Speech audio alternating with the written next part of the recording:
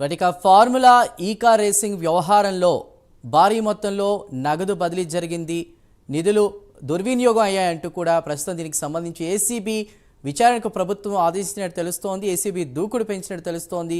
ఈ నేపథ్యంలో కేటీఆర్ అరెస్టు తప్పదా అనేటువంటి క్వశ్చన్స్ కూడా రేజ్ అవుతున్నాయి. పూర్తి సమాచారాన్ని అందించడానికి మా ప్రతినిధి నాగేంద్ర సిద్ధంగా ఉన్నారు. నాగేంద్ర,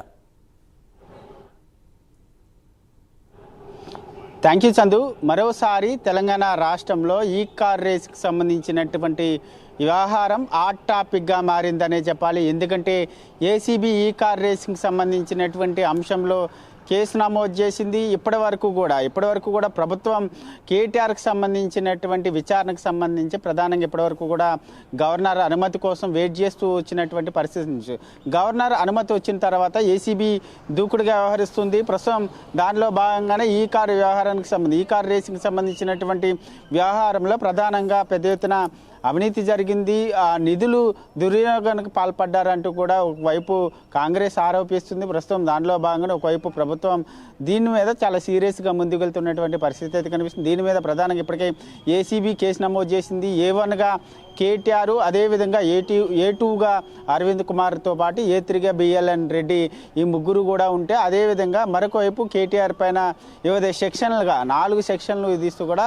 కేసు నమోదు చేసినటువంటి పరిస్థితి ఉంది. దాంట్లో PC యాక్ట్ కింద ప్రధానంగా ఏదైతే 409 409తో పాటు 120, అదేవిధంగా 13A కింద 13(2) కింద వివిధ సెక్షన్ల కింద నాన్ బెయిలబుల్ కేసు నమోదు చేసినటువంటి పరిస్థితి అయితే కనిపిస్తుంది. ప్రస్తుతం దీనికి సంబంధించి ఏసీబీ నమోదు చేసినటువంటి కేసుకు సంబంధించి FIR కాపీని నాంపల్లి ఏసీబీ కోర్టుకు కూడా పంపించడం జరిగింది. ఇది ఒక కీలక మలుపుగా మనం చెప్పుకోవచ్చు. ఒకవైపు ముందు నుంచి కూడా ఒకవైపు కేటీఆర్ ముందు నుంచి చెప్తున్నారు, ఈ కార్ రేసింగ్కి సంబంధించినటువంటి వ్యవహారంలో ప్రధానంగా 50 కోట్లు నేనే నిధులు బదిలీ చేయమన్నాను ఒక కంపెనీకి అనేటటువంటి అంశాన్ని ఆయన బహిరంగంగానే చెప్పినటువంటి పరిస్థితి. దీనికి సంబంధించినటువంటి అంశంలో ప్రస్తుతం ఈ కేసు నమోదు చేసినటువంటి నేపథ్యంలో ప్రస్తుతం దీనిపైన ఎప్పుడైనా సరే కేటీఆర్కి సంబంధించినటువంటి విచారణ, అదేవిధంగా ఇతర అధికారుల విచారణ జరిగేటటువంటి అవకాశం కనిపిస్తుంది. ఈ కార్ రేసింగ్కి సంబంధించినటువంటి అంశం పైన అసెంబ్లీలో కూడా బీఆర్ఎస్కి సంబంధించినటువంటి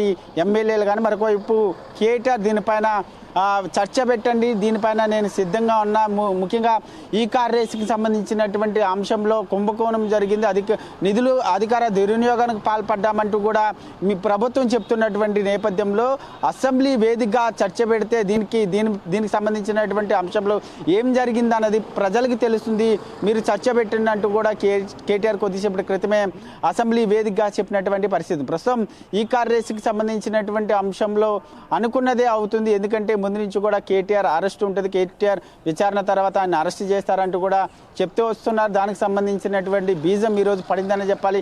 ఎందుకంటే ఏసీబీ కేసు నమోదు చేసినటువంటి నేపథ్యంలో అసెంబ్లీ సమావేశాలు కంప్లీట్ అయిన తర్వాత ఎప్పుడైనా సరే కేటీఆర్ని విచారణకు పిలిచేటటువంటి అవకాశం ఉంది. పూర్తి స్థాయిలో కేటీఆర్ని విచారణ చేసిన తర్వాత అరెస్ట్ చేసేటటువంటి అవకాశాలు అయితే స్పష్టంగా కనిపిస్తున్నటువంటి పరిస్థితి అయితే కనిపిస్తుందని చెప్పాలి.